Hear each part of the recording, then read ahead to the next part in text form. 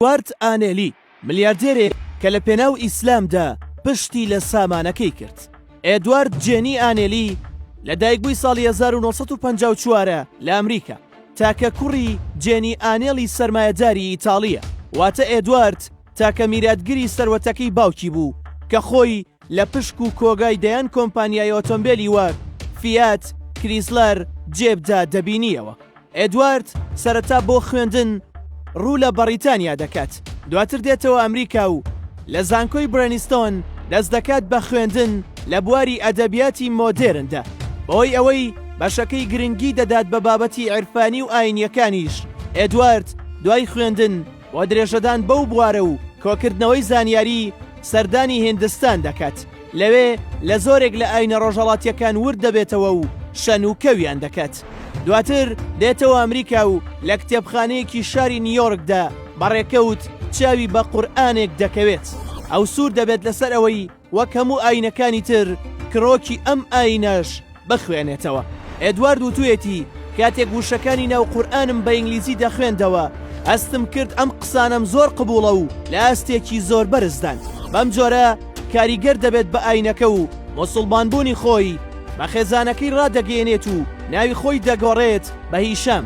هەروەها داواش لە خێزانەکەی دەکات کە موسڵمان ببن، بەڵام خێزانەکەی ئەو پێشنیارە ڕەت دەکەنەوە و بابەتەکەیان زۆر لەلا قورس دەبێت. ئەوان هەوڵ دەدەن ئێدوارد پاشگەز بکەنەوە لەو بڕیارە. لەناو هەوڵەکانیاندا هەڕەشەی بێبەشکردنی لە سامانی باوکی لێ دەکەن، بەڵام ئەو باوەڕی خۆی ناگۆڕێت. لە درێژەی گەڕان وردبوونەوەی لە ڕیشەی ئاینەکان و کتێبەکاندا لە گەشتێکیدا ڕوو دەکاتە وڵاتی ئێران، لەوێ لەگەڵ ئایەتوڵڵا خومەینی و عەلی خامنەیی و بەجیا گفتوگۆی فراوان دەکات. لە ئێران ناوی خۆی بۆ دووەم جار لە هیشامەوە بۆ مەهدی دەگۆڕێت. ئێدوارد لە پێناو ئەم بیر و باوەڕیدا بە تەواوەتی لە پابەندبوونی بە خێزانەکەی دوور کەوتەوە و چیتر وەک کوڕی سەرمایەدارێک نەدەناسرا.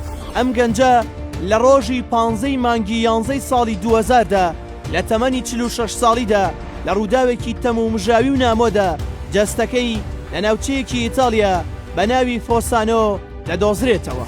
زۆربەی و لە کۆڵینەوانەی کە لەسەر جەستەی ئێدوارد کراون بازدەوە دەکەن کە ڕووداوەکە بە تەواوەتی لە خۆکوژیەوە نزیکە، چونکە هیچ شتێک لە جەستەیدا نەبووە ئاماژە بێت بە کوشتن و تیرۆر. مەرگی ناڕوونی ئێدوارد دوو پرسیاری کراوەی بۆ هەمیشە لە پاش خۆی بەجێهێشتن. یەکەم، ئایا ئێدوارد لەبەر هەڵبژاردننی ئاینی ئیسلام کوژرا تا نەبێتە مۆدێلێک بۆ گەنجانی ڕۆژئاوا، یاخود ئێدوارد لە ئاینەکە و زۆری مەزەب و ڕێگا جیاوازەکانی نائومێد بوو و کۆتایی بە ژیانی خۆی هێنا.